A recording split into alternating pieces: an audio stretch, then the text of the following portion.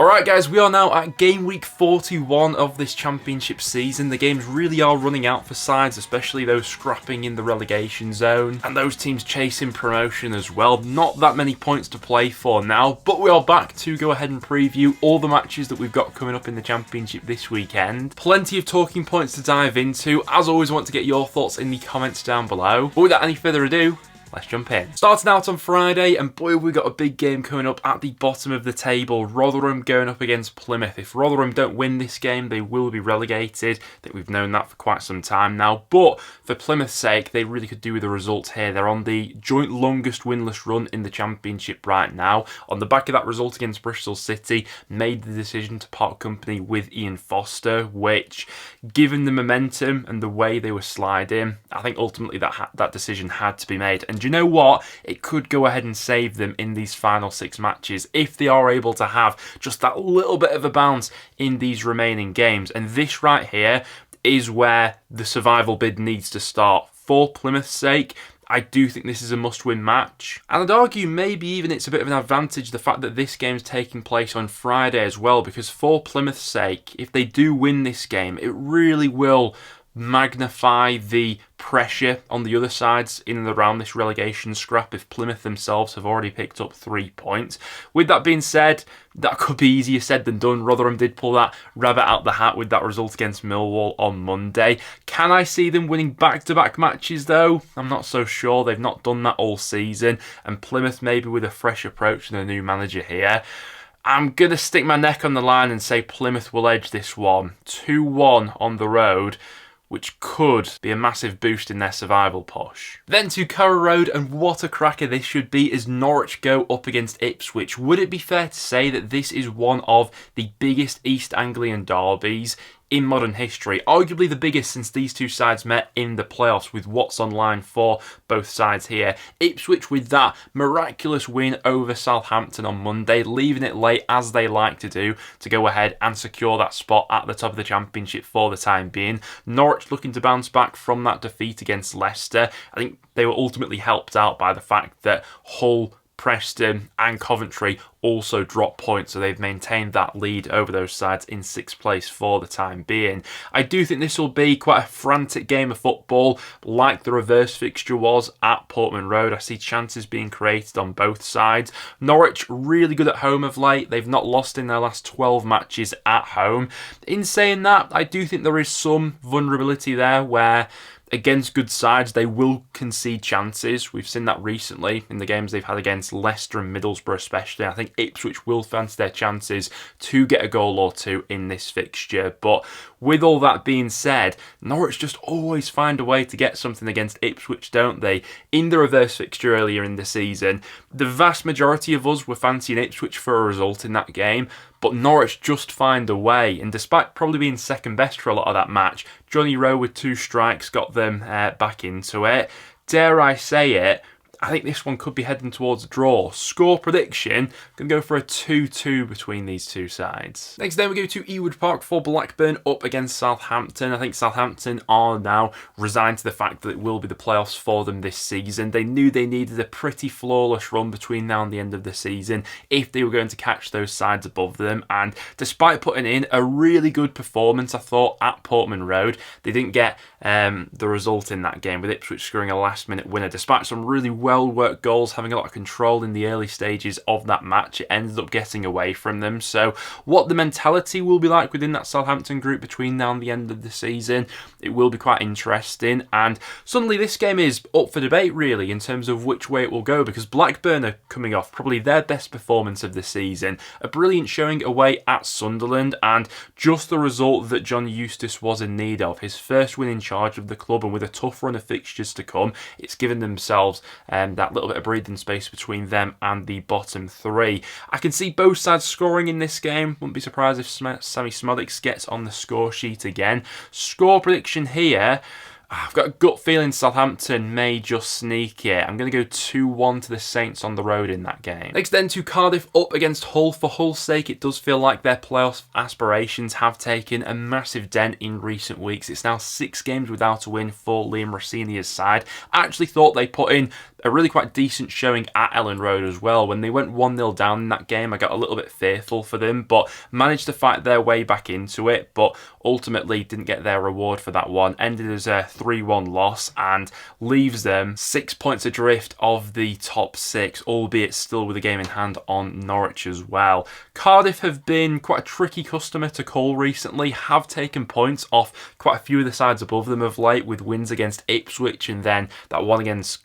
Coventry last time as well. With how draw heavy Hull have been recently and how they failed to take advantage of opportunities that have presented themselves, I think I could see this one ending level. Score prediction there, going to go for a 1-1 draw. Next then we go to Coventry up against Leeds. Both sides really in need of 3 points in this fixture. Felt like it was a bit of an opportunity missed for Coventry on Monday as they lost that one against Cardiff thanks to 2 quite bizarre own goals from Lee and Kitchen. It's quite a tricky fixture list to come for the Sky Blues as well, so if they are going to make the top 6 this season, they're going to have to do it the hard way. The next 2 matches up against Leeds and then Southampton. This one against Leeds is expected to be tricky. Daniel Farke's side returning to winning ways on Monday. Potentially a bit of a banana skin fixture against Hull, but they managed to get through that one. Perhaps a bit more vulnerability in that back line than there was previously. They have conceded in back-to-back games for the first time in what seems like forever. I could see Coventry getting a goal in this game as well, with how they've been scoring recently. But with all that being said, I think it is Leeds who I just give the advantage to on the road here. They need to turn up for this fixture, but I think they just about get the job done. 2-1 Leeds, I'm saying, in that game, but it should be spicy. Next then we go to Huddersfield up against Millwall. 2 sides who could really do with a result in this game. A win for Millwall would properly elevate them above the relegation battlers that they're in amongst at the moment. A win for Huddersfield will take them out of the bottom 3 and would really drag Millwall into the picture in the process. Huddersfield have had a fair few of these relegation matchups of late, which they've just failed to take proper advantage of. Obviously, it was a draw on the road against Stoke on Monday. They had that draw against Rotherham recently as well, and that's almost been the story of Huddersfield's season so far, how many draws there have been within that group. I've got a feeling Millwall will look to be pretty conservative on the road in this one, coming off the back of a really disappointing result against Rotherham on Monday in which they lost. Just feel like this one has a 1-1 draw written all over it, which is pretty unhelpful for both sides. Next then we go to Leicester up against Birmingham. This weekend, a real chance for the Foxes to put down a bit of a statement. They absolutely needed to return to winning ways on Monday. They managed to do that against Norwich, created plenty of chances in that fixture.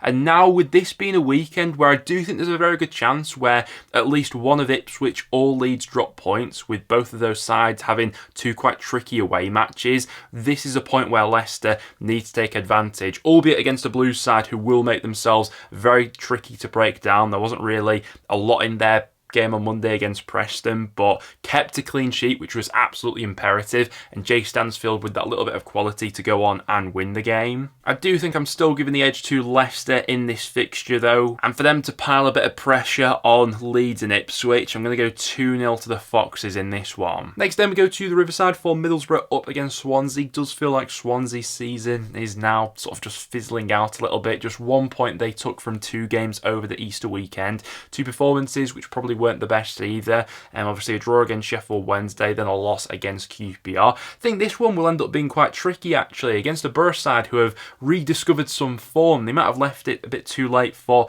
a proper playoff push, but 6 games unbeaten now for Michael Carrick's side. A good win on Monday as well. Plenty of chances created in that game. I fancy a few goals in this one. I think it's Borough who I have to be edging towards here. Score prediction for me, going to go 2-1 Borough in that game, I think. Next then to QPR up against Sheffield Wednesday. Another massive game in Wednesday's season, but it does feel like their survival hopes took a significant hit over the Easter weekend, with them taking just 1 point from the games they had against Swansea and Middlesbrough. And this one won't be easy either against a QPR side who have been really consistent of late. They're not conceding many goals right now, only conceded 1 goal in their last 3 matches. They're coming off the back of an excellent result away at Swansea as well, and will probably fancy their chances coming into this one. Now, looking at Wednesday's remaining fixtures between now and the end of the campaign, I think a huge part of their survival bid will come down to 3 fixtures in particular. One of them is this game against QPR,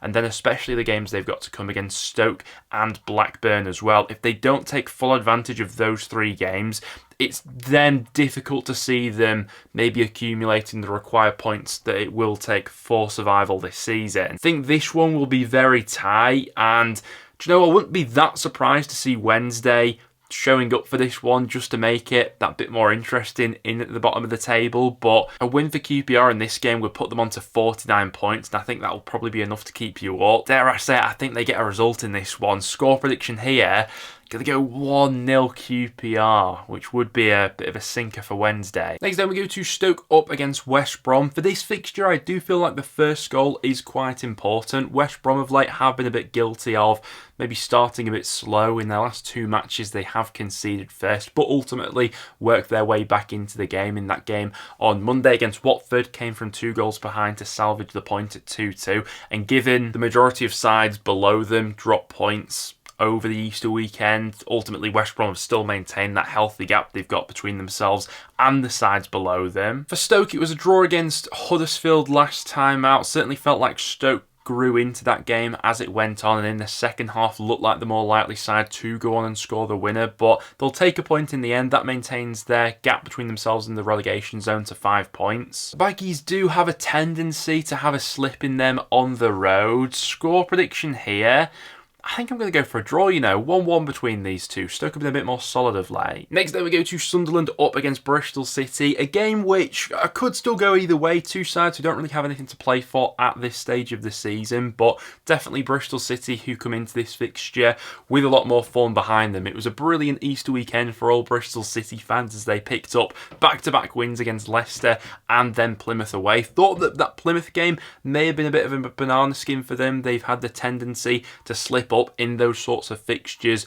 before in the season, but Nahki Wells with the decisive goal in that game, and surely they fancied their chances against the Sunderland side who looked all over the shop defensively against Blackburn Rovers. Arguably the worst we've seen Sunderland, especially from a defensive viewpoint, all season. That game against Blackburn got away from them in the first half, and Bristol City may be looking to do something similar here. Score prediction for me, going to go 2-1 Bristol City on the road. That'll be 3 consecutive wins for the Robins, which would be a great run of form. And then to finish things off, we've got Watford going up against Preston. Did feel like Preston's top 6 hopes took a significant dent on Monday with us losing against Birmingham. Felt like a real missed opportunity with most of the other sides around us also losing, but we couldn't capitalise on it, and in the end it was quite a frustrating game. Albeit Preston do have a bit of a depleted squad right now, especially in midfield. In that game against Birmingham, we were without the likes of Alan Brown, Ryan Ledson and Ben Whiteman, and ultimately I think that really told in sort of not getting a hold of that game.